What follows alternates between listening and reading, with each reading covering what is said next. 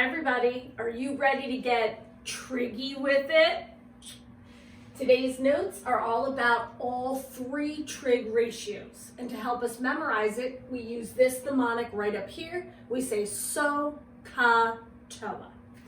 Right, so our goal with this section of notes is to make sure that we're okay identifying which trig function we should use based on the information that's given to us. Now, just to clarify what we were talking about just earlier with the whole Sohcahtoa, this is basically broken down into the 1, 2, 3 trig ratios. The S, okay, and I've got it written right down here as well. The so part right here is for the sine, and we know that the sine is the opposite over the hypotenuse. So I'll just fill in the extra letters there. For the ka, that is our cosine, so the C from cosine, and the 2 letters next to that means that that reminds us that that's adjacent over hypotenuse. And then last but not least, our T, right here, our toa, reminds us that the tangent is the opposite over adjacent. So the order of the letters tell you which of the sides should go on top of the fraction. So what I'm going to recommend is that whenever you start a problem or whenever you start a new section or a new piece of paper with these trig functions, is that you write this up top. And if you'd like, you can even write slashes between the 2 letters that represent the fraction. So I might put a slash between the O and the H to remind me that sine is opposite fraction bar hypotenuse. So again, down here, we're going to be taking a look at a triangle and determining all 3 trig functions. So if this were my brand new paper and I'm starting a new problem, right up top, I might write the so, which is S-O-H, the so, the ka, like an eagle, and then the toa, toa at the end. So number one thing, guys, is this is only going to help you if you actually memorize this spelling, okay? And remember, it's just like regular English, guys. You've got the O sound, O-H, with the so. So, this right here, the ka sound, the A-H, with the C, the ka. And if it helps you remember, that's what the big eagle says, ka, ka, ka. You know I love the Philadelphia Eagles. And then at the end, we've got the toa. So if you remember the toa, I always remember chia pet, chia. But instead, change it up to toa. Again, the only possible letters, the O, A.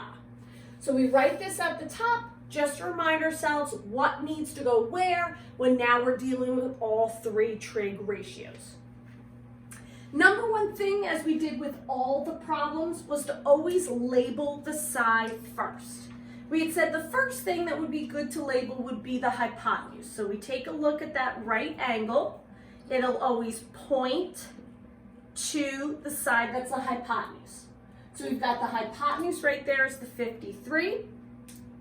Taking a look at the angle that we're going to find the sine, cosine, and tangent of is right here. I need to determine which of the 2 other sides is the opposite and which is the adjacent. So we had said to go ahead and draw an arrow from that angle to each of the other sides. The side that is connected with the longest arrow is the opposite side. The one connected with the shortest is the adjacent. So now I have all my letters, my O, my A, and my H, so that way I can go ahead and put it in with my trig functions. So my sine, of course, is the OH part of Sohcahtoa, which tells me that my O number, which is 28, is going to go over top of my H number, which is 53. And let's just figure out all the fractions first, and then we'll go through with the decimals. The cosine, the ka, so that's my AH. So the side with the A goes on top, hypotenuse H goes on bottom.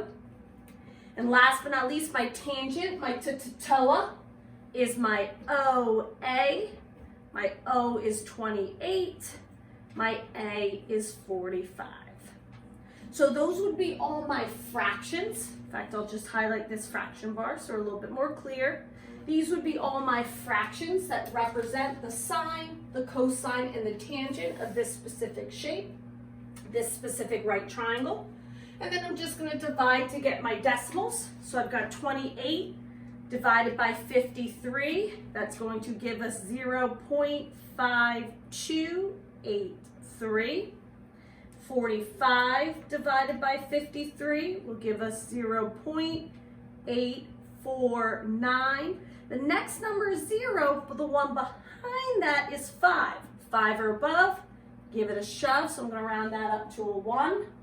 And then lastly, 28 divided by 45 will give me 0.6222.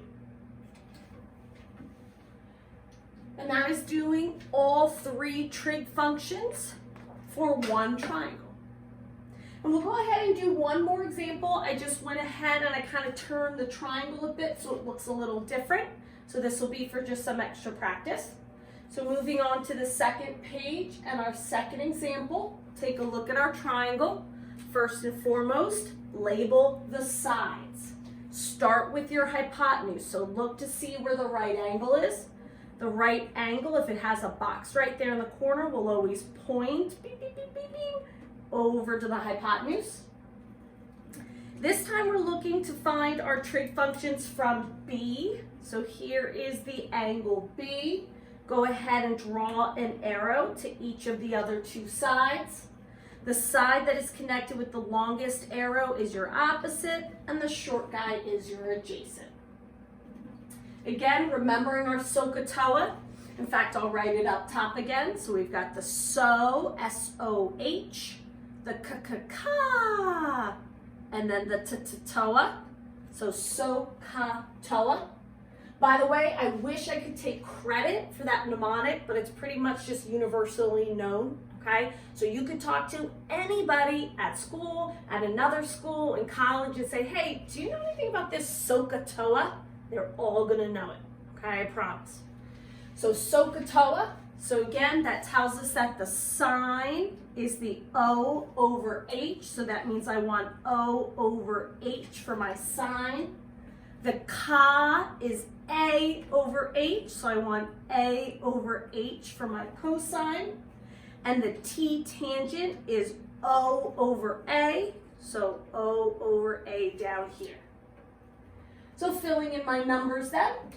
So for my sine, my O over my H, that would be 15 over 17. Cosine, A over H will be 8 over 17. Tangent will be O, 15 over A, which is 8. We'll just go ahead and divide those out. 15 divided by 17 gives us 0.882. This will bounce up to a 4 because there's a 5 behind the 3. 8 divided by 17, 0.4706. Again, this was a 5, but the number behind it was an 8, so it bumps it up. And then 15 divided by 8 actually ends up coming out perfectly, 1.875. If you want to throw that 0 after it, just so they all have 4 decimal places, by all means go ahead. You obviously would not get points taken off if you did not.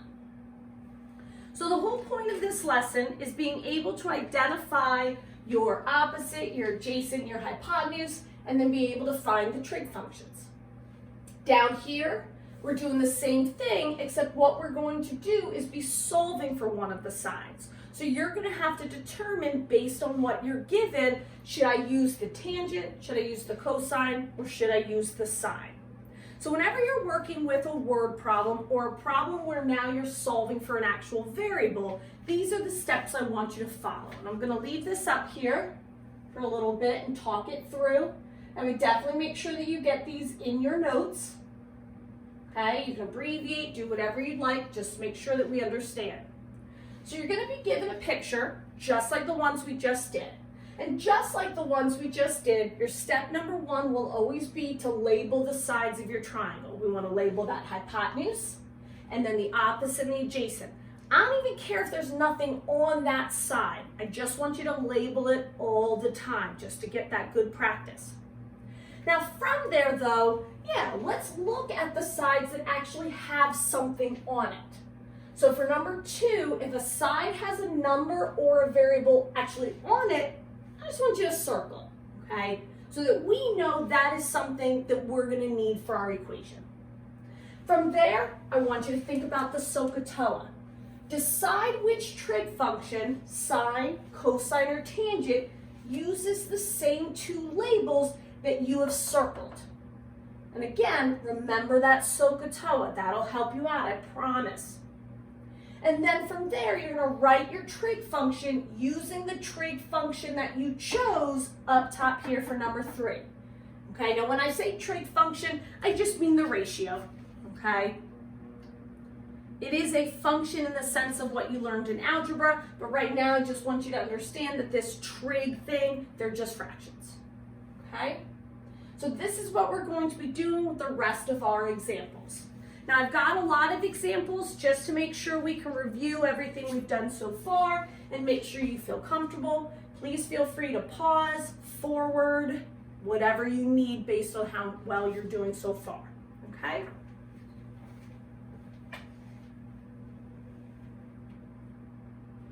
All right, moving on to our first word problem. Okay, now the directions have been the same from the other problems you've done. What we're going to do is we're going to write and solve a trig equation to answer each problem. Just so we're all consistent, once we get our trig, we're going to round that value from our calculator to 4 decimal places before we continue on to solve. All right, following the steps from the other page, and I've got them right here just to refer to, the first thing we said was to label the sides of the triangle as hypotenuse, opposite, and adjacent. So notice with this triangle, we've got our right angle right here. All right, continuing on, I apologize, my phone was ringing. Not sure if that came up in the video or not, but it kind of cancels everything off. Hopefully we can keep moving on. All right, so with our word problems, okay, first and foremost, we want to make sure that we're labeling the picture. So right here is our right angle. We're going to go ahead and draw an arrow across from there. That will be our hypotenuse. Then taking a look at the angle in the problem, we see that we've got this 58. Go ahead and draw your lines to the other 2 sides of the triangle. Whichever line is longer, well, that's the one pointing to your opposite. Whichever one is shorter is pointing to your adjacent. Now at this point, we're not going to be able to just use any of the trig functions. We can only use a function if it's got a letter that actually has something on the picture. So just to remind ourselves of our Sohcahtoa, we're going to write it up here, Sohcahtoa. And when I take a look at what I've got, I notice that I've got a 50 down here, and that is my A. Now I don't have any other number on the sides, but I do have this H here, and lo and behold, that's actually what I'm looking to find. It says that I'm 50 feet from the screen, okay? Our eyes are looking kind of from the bottom up to the top. It creates an angle of elevation is 58, and they want this height. So yeah, of course I gotta use that opposite side, or I'm not gonna have a variable to solve for it. So again, going back to our steps from the last page, it said basically determine which trig function uses the same letters here that you have circled. So we've circled an O, so there we go, there's the O's, and we've circled an A. We'll notice that it is only the tangent function that actually has both of its pieces circled. Therefore, the only thing to use to solve for this problem is the tangent function. So we're going to use the tan of the angle, which is the 58. Again, we know it's O over A. So therefore the O value, which is the H, is going to be over top of the A value, which is the 50.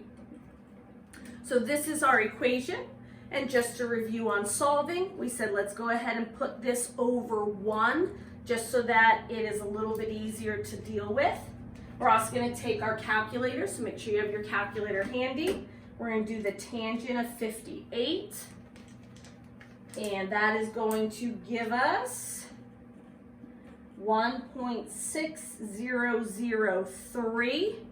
So that'll be in place of that tangent of 58. It's still over 1, and it's still equal to h over 50. Now to solve a proportion, we simply cross multiply. The h will get multiplied to the 1, giving us 1h, which is really just h. The 1.6003, well, that's just going to get multiplied to the 50. And that will give us 80.015. Now that actually terminated exactly on my calculator. You can leave that, or we can say it's 80.02. It doesn't specify rounding, so either one is fine. Or if it had specified the nearest whole number of feet, we'd say the screen is about 80 feet tall. So once again, we knew to use the tangent because based on the information that was given in the picture, the O and the A, that is the only function that uses both O and A. We wouldn't have been able to use the sine because there was nothing on the hypotenuse. And we can't make a variable for it because we're not looking for that length of the hypotenuse. I want this to be my variable. Also, the ka, well, again, we only have the 50, nothing on the h. And that doesn't matter because I'm not looking for the h. Okay, remember that your equation has to have the variable in the problem. You are not making up your own. So it's got to use the variable in the problem and the side in the problem. And your job is to discover which of those trig ratios is going to satisfy that. So let's try another one. So just take a look at number 2. Okay, I would go ahead, and if you haven't printed this out, I would go ahead and get that triangle on your paper. Here's our right angle. And again, go ahead and point to the hypotenuse. The acute angle in the picture is the 40. I'm going ahead and drawing my lines there. That's going to give me the opposite here and the adjacent down here. So describing this situation, we have a kite string, 140 meters long. It makes a 40-degree angle with the ground, and we want to determine the height. And remember, height is always straight from the top, boom, straight down to the bottom, forming that 90-degree angle. Again, I'm going to write Sohcahtoa right here under my problem. So I have a visual of what I need to confirm with to make sure I'm using the proper trig function, trig ratio. So I'm only going to circle what I actually have a letter or a number on. So I see that I've got this X, and here's the O side. I see that I've got this 140, and here's the H side. So as I skim through my possibilities, I'm looking to pick the sine, cosine, or tangent. I want to pick the one that has both O and H. Well, here's the O right here. Here's the H right here. Even though this has an H, it doesn't have the adjacent. Even though this has the O, it does not have, again, we don't have that picture with the adjacent. Okay, so just to clarify, because that might have sounded a little confusing, even though this had the H, I didn't have the A, and I need to use that X somewhere, and I didn't have that. This has the O with the X, but then tangent would require the A. I don't have anything there. Instead, I have something on the H, the hypotenuse, which the tangent does not use. So I'm picking just the trig function that has what I need in it. It has the S and the O, which is what they're given to me. So therefore, that's the one I'm using. The sine of 40 degrees equals the O, which is X, over the H, which is the 140. We're going to go ahead and take that sine and we're going to put it over 1. Then we're going to go ahead and grab our calculators to find the sine of 40, which is 0.6428 when we round it. Keep that over 1 and then set it equal to the X over the 140. And when we cross multiply 1 times X, well, that's just going to give us the 1X, which is just X. Over here, we're going to do the 0.6428 times the 140. 0.6428 times 140. And that's going to give us 89.992, which again, however you want to round it, just go according to the directions. If there's no directions, then just go ahead and at least give 2 decimal places. That would be 89.99 meters. On a quiz or test, I probably would just have it as a multiple choice and say about 90 meters. All right, and we're going to keep on practicing. Okay, moving on to our next example. Okay, so this time we're back to the ladder problem. The foot of a ladder is 4.8 feet away from a wall, so that's where the 4.8 is. If the ladder makes a 72-degree angle with the ground, what is the length of the ladder? Okay, the right angle is right here. We're assuming that the wall is not slanting. It's not the Leaning Tower of Pisa. So again, I'm just going to go ahead and draw across from there. There's my hypotenuse. Based on where the 72 is here, I've got my opposite side there. I've got my adjacent side here. And again, all of this can be solved knowing our Sohcahtoa. So we're going to go ahead and look at our labels. If a label actually had a letter or a number typed on its side, we're going to circle it. So we can see here we need to use a trig function that has both an A and an H. Going up to our possibilities, here's the A, here's the H. So we're going to end up using the cosine. So we can only use the trig function that has both of the options that we see here. So this is the cosine, which means that's the adjacent over hypotenuse. So cosine of the the number, which is 72. The adjacent, which is 4.8, over our hypotenuse, which is X. We're going to throw that cosine of 72 over 1. Cosine 72. That's going to give us 0.3090 all over 1 equals 4.8 over X. Notice that now when we cross multiply, the X is actually going to get multiplied to that decimal there. So the 0.3090 is now attached to the X. 1 times 4.8 is 4.8. We're going to have to divide by the decimal on both sides to get our X alone.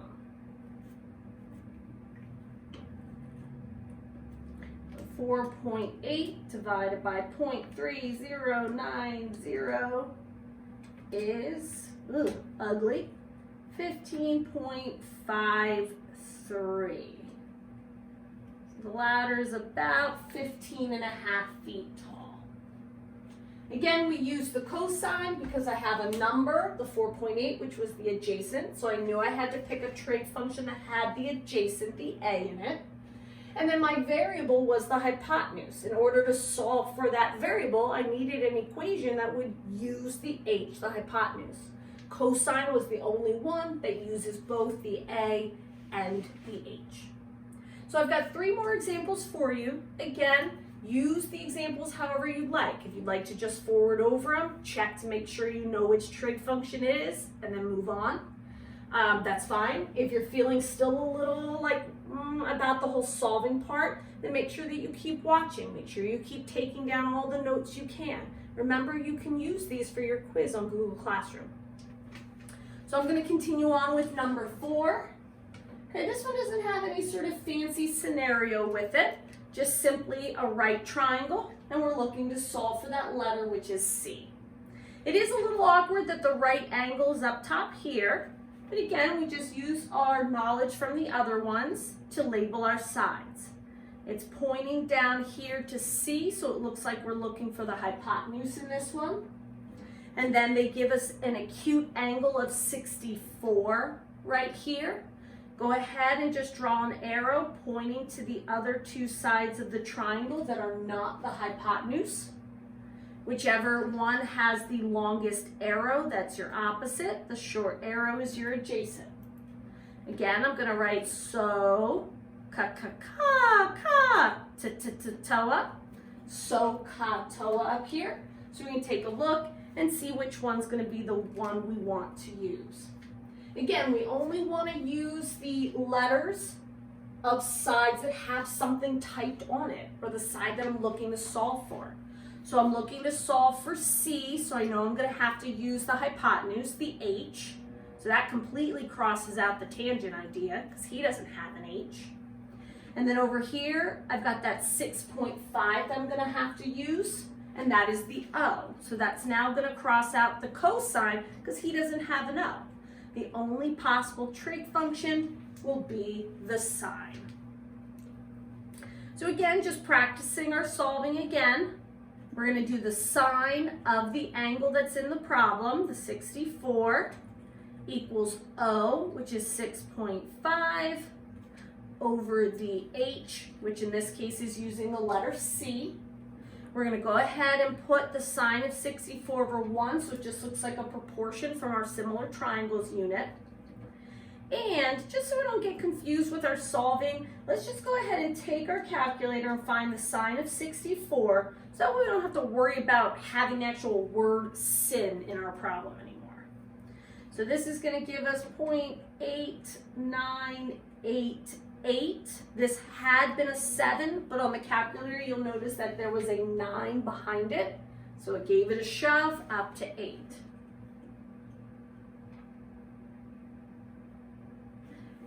And just like we did with the one up top, we know we've got to cross multiply. When we cross multiply, that variable of C will get multiplied to 0.8988, so it'll be 0.8988C equals 6.5. To get C alone, we'll have to divide by that ugly decimal. So we're going to divide both sides by 0.8988. That way we will get our C alone, so we'll have 1C, which is technically just C. And let's see what we're getting. 6.5 divided by 0.8988, but if I round it, 7.23. Now remember, as we go through these problems, remember certain things about right triangles. We know that the hypotenuse of a right triangle has to be the longest side. So since we were searching for the hypotenuse, it does make sense that we got a number that was bigger than what we already had. And that's kind of the same idea with number 3. We were looking for the hypotenuse, so if we had gotten something smaller than 4.8, then we would know that we used the wrong trig function and that we definitely set something up wrong. And that's what I want you to think about as we go through our last 2 problems.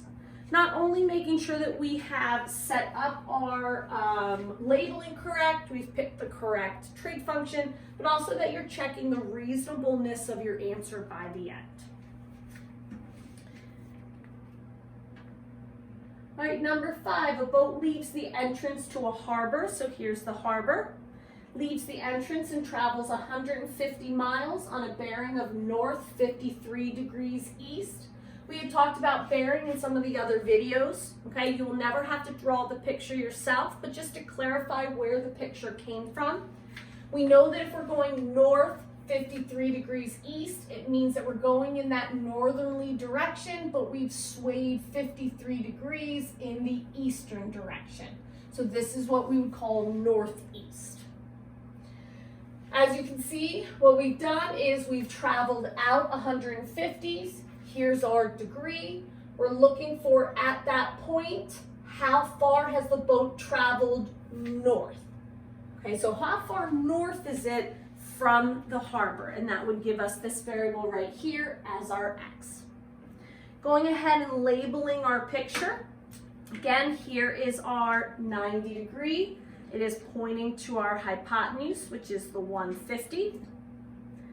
The acute angle is the 53, and when we go ahead and draw it to the two remaining sides in the triangle, we've got the opposite over here, and that's going to make the x be your adjacent. So as we think about our Sohcahtoa, again, keep writing it over and over and over again. It's going to get in your head. It's going to become automatic. I'm going to make sure that I've got a 150 for my equation, and I know I need this x. So that gives us an A and an H. The only guy that has both an A and an H is the cosine, the ca. So C stands for cosine, so we do the cos of that angle, 53 degrees. It's going to equal the adjacent, which is the x, over the hypotenuse, which is 150. Throw that over 1. Now we just have a good old proportion. Taking our calculator, cosine of 53, that's going to give us 0.6018 over 1, x over 150. When we cross multiply, the x is just getting multiplied to 1, so that'll give us 1x, which is really just the x. Now we'll have 0.6018 times the 150, and that'll give us 90.27. And if I'm not mistaken, in the actual problem, it actually did say to the nearest mile.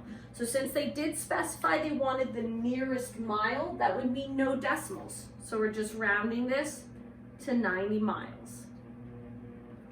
So although the boat has traveled 150 miles this way, if we just look at those lines of latitude, it has traveled north 90 miles.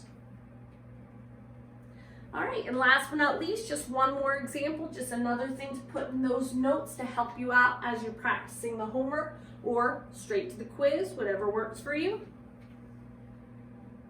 All right, a surveyor. So a surveyor needs to find how far away she is from a 200-foot cliff. Okay, if the angled elevation she makes with the top of the cliff is 28 degrees, how far, to the nearest foot again, is she from the bottom of the cliff? So we'd seen angle of elevation before. Again, it just means the angle from where you're at up. So here's your angle of elevation. Here's your 200-foot cliff. And we're looking to find that D. So we're labeling our picture.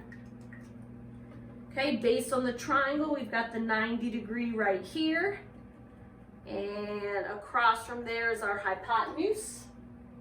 From where our 28 degrees is, drawing our arrows just to be sure, that's going to give us the 200 as the opposite. It's going to give you the D as your adjacent. All right, remember the whole point of this is that we're looking at our Sohcahtoa. So we can choose which trig equation to use, or which trig ratio to use, and then to write the proper equation.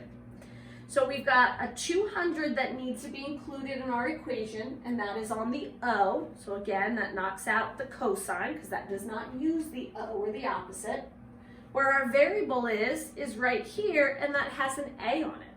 So that's going to knock out sine, because sine doesn't use the A or the adjacent. Instead, the only trig function that uses both O and A is tangent. So that means we're going to have to write a tangent equation to solve for that letter D. tangent of the acute angle, so tan 28 degrees, opposite 200 over adjacent, which is D. Go ahead and put that tangent of 28 over 1. Now let's get rid of the tangent of 28. Let's just find the decimal. That's going to give us 0.5317. And we're going to throw that over 1 again and set it equal to the 200 over D. And now we're just going to go ahead and cross multiply. So we're going to cross multiply there. The D will end up getting the decimal.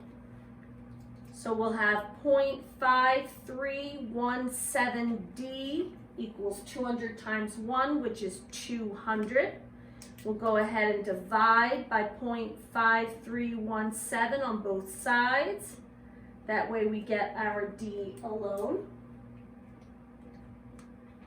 All right, so grabbing your calculators, 200 divided by 0.5317, 376.15, yada, yada, yada, but it did say the nearest foot, so we're just rounding to the nearest whole number, which is 376. So 376 is the distance that the surveyor is from that base of that mountain. So again, just to review, guys, the main thing here is making sure that you are properly labeling your triangle. From there, I'm not trying to trick you. There's only going to be 2 things typed, okay, on the sides of the triangle. So you're only going to have 2 sides that actually have something on it. It's based on the labeling of those 2 sides that you'll pick your trig function, go ahead and write your equation and solve. If anybody's still having trouble with their calculator getting these trig values, you've got to let me know. Shoot me a message through Remind or send me an email, okay? I can help you out. So this again, guys, was us getting triggy with it. We're going to continue to do trig for one more section of notes, and then we'll be all done with this unit. All right, so good luck with the homework and the practice, and let me know if you have any questions. See you later.